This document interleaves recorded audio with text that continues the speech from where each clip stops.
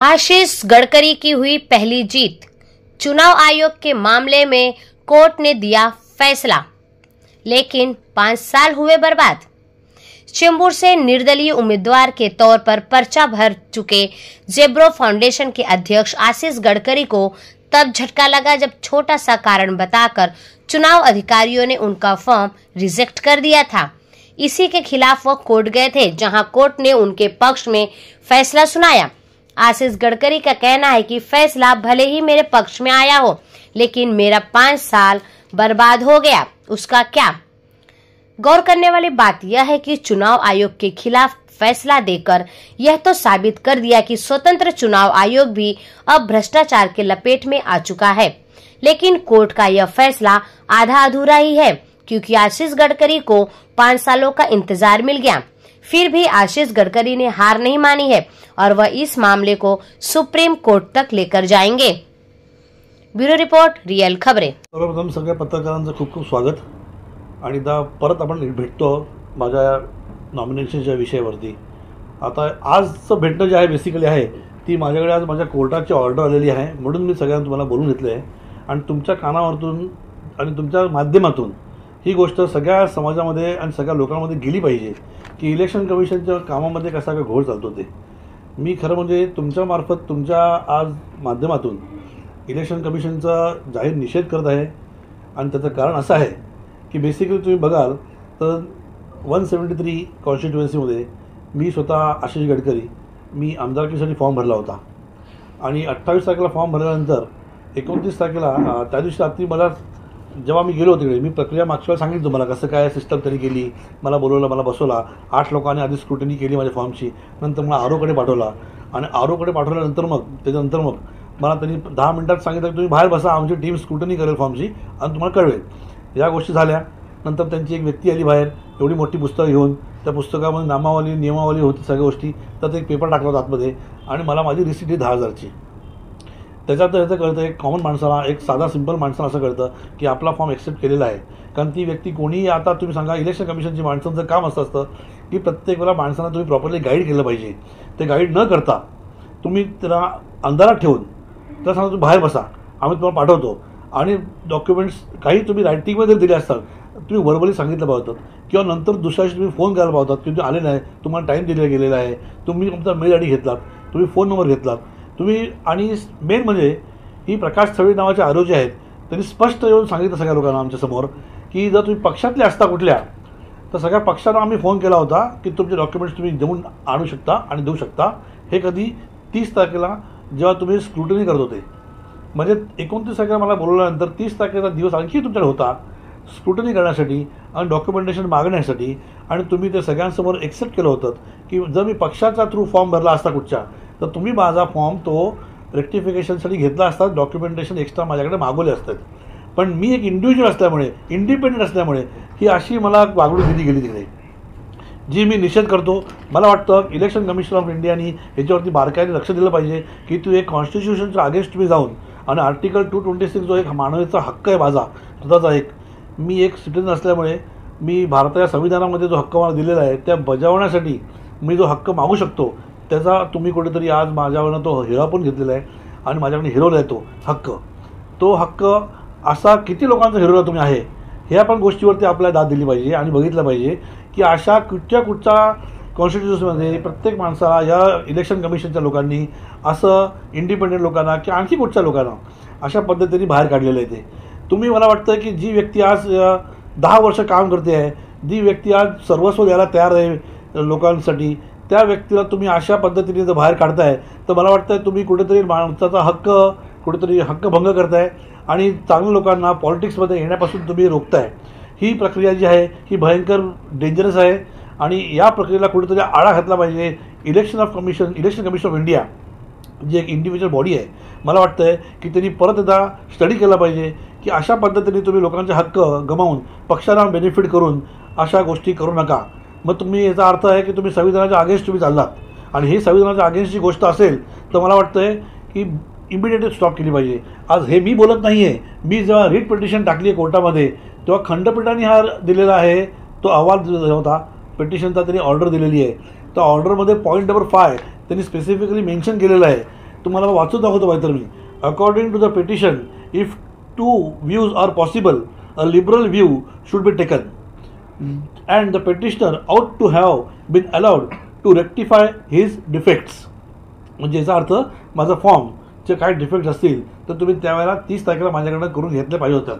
Secondly, consecutively the petitioner's case is that the returning officer had arbitrarily rejected the nomination and this court, in exercise of its jurisdiction under Article 226, ought to interfere and permit the petitioner's name to be included in the ballot paper since there is significant time before the actual conduct of the election scheduled for November 20, 2024.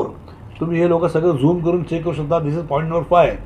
Election कमिशनच्या against हायकोर्टाने ज्या जजनी खंडपीठाने order दिलेली आहे त्यात त्यांनी clearly mention केलेलं आहे की this is completely and defeat the mistake of the R O which should be rectified and the petitioner should be given chance to nominate his name.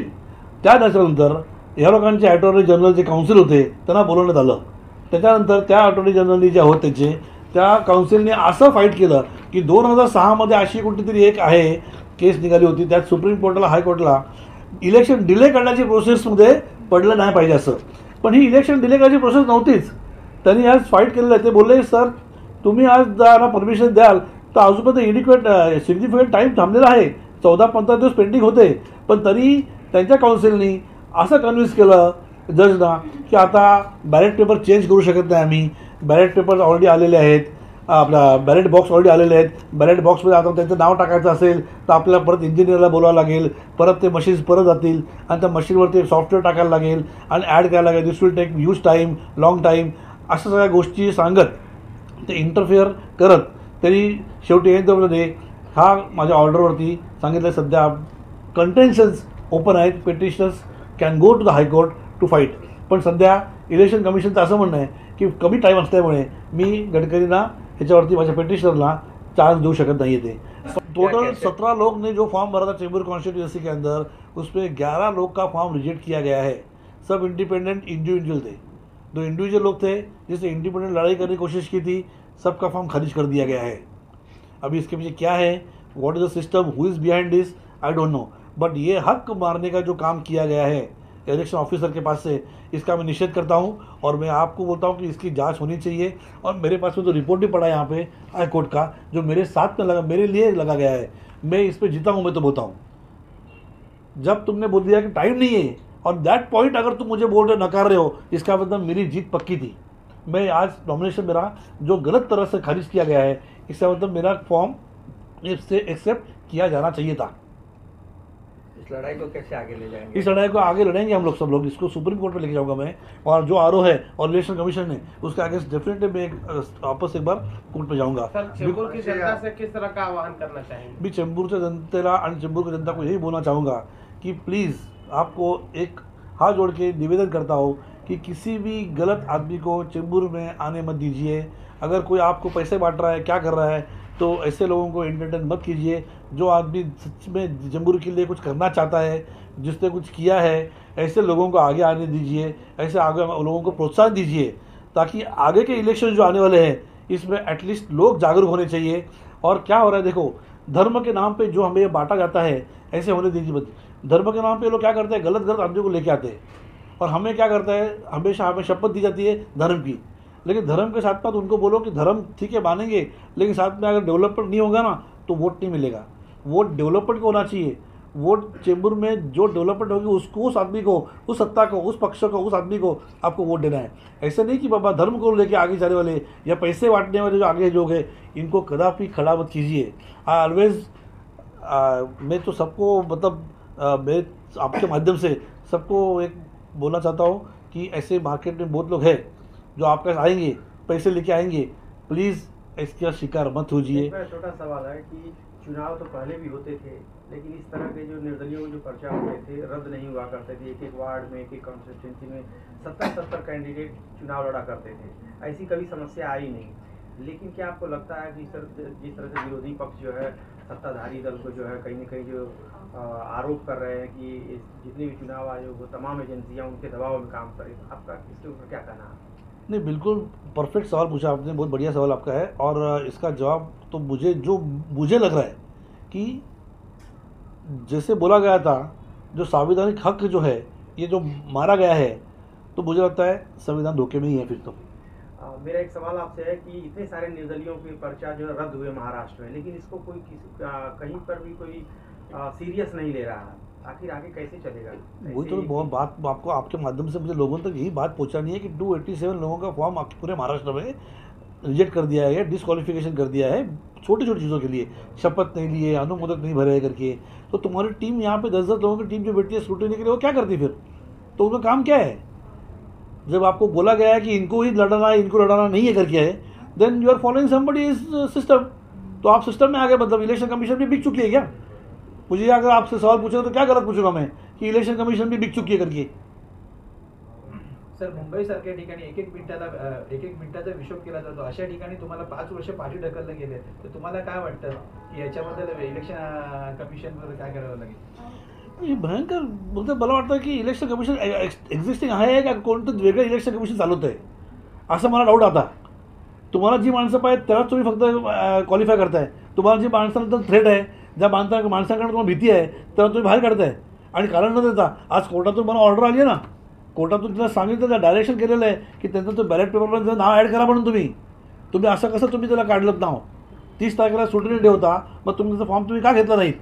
म्हणजे याचा अर्थ कोर्टाने डिसिजन दिलं आहे, तुम्ही काहीतरी भांडून प्रेशर देऊन नंतर कोर्टाकडे जाऊन सांगितलं माझ्याकडे वेळ कमी आहे, त्याच्या आधारे तुम्ही समजा काढणं घेताय आणि मला लांब ठेवताय, म्हणजे याचा अर्थ मग तुम्ही हक्कच मारताय माणसांना तुम्ही। मग तुम्ही ऑलरेडी सेट आहात, तुम्ही कुठेतरी काहीतरी सिस्टम ऑलरेडी सेट करून आणलेली आहेत, सामान्य माणसाला तुम्ही पुढे येऊन द्यायचा तुम्ही विचार केलेला आहेत। आशिषजी, आता पुढचा लढा कसा राहणार आहे तुमचा? फाईट तर डेफिनेटली मी करणारच आहे आणि मी तुमच्या मार्फत जनतेला सुद्धा आवाहन करतोय की त्यांनीसुद्धा माझ्या फाईटमध्ये सहभागी व्हावं। का अशा ज्या गोष्टी आहेत, चांगल्या माणसांना तुम्ही इलेक्शनपासून लांब ठेवताय, चांगल्या माणसांना लोकांची सेवा करण्यापासून, त्यांचं कामं करण्यापासून तुम्ही लांब ठेवताय, ही सिस्टम कुठेतरी बंद केली पाहिजे, अशा लोकांना कुठेतरी बाहेर काढलं पाहिजे आणि त्यांना चांगला धडा शिकवला पाहिजे। आशीष जी, समाज सुधारक हैं, आपकी बातों पर लोग अमल करते हैं, मतदाता भारी संख्या में चेंबूर विधानसभा के खास करके जुड़े हुए, समर्थन अगर कहीं देना चाहेंगे तो क्या आपको लगता है किसको दे सकते हैं आपके माध्यम से? देखो, मैंने हमेशा बोला जो बंदा चेंबूर के लिए काम कर रहा है, मैं हमेशा चेंबूर की बात करता हूँ, बिकॉज मैं पला बड़ा हूँ, मैं भूमिपुत्र हूँ चेंबूर का, तो मैं चेंबूर की बात करूँगा। और चेंबूर के लोगों का जो बंदा सही रहता है, मेरा तो सीधा समर्थन यही रहेगा कि फिलहाल इस इलेक्शन से एक स्टेप पीछे हट जाए, जिसको जो करना है करने दीजिए। बिकॉज अगर सही लोगों को तुमने बाहर निकाला है तो मैं किसी का कैसे गारंटी ले सकता हूँ कि जो मेरे बारे में आके जो मुझे कर रहा चेंबूर के लिए था, जो मेरा प्लान था, जो लोगों को मैंने कमिटमेंट की थी, जो लोगों को मैंने ज़बान दी थी मेरे कि ये मेरे आने के बाद मैं ये करूँगा वो करूँगा और चेंबूर को एक अलग मुकाम पे लेके जाऊँगा, मुझे क्या गारंटी कि जो बंदे आज खड़े हैं वो काम करेंगे नहीं करेंगे। तो मेरा समर्थन तो किसी को नहीं है, मेरा समर्थन सिर्फ डेवलपमेंट के लिए है। जो बंदा डेवलपमेंट करेगा उसके साथ में रहूँगा मैं। ओके।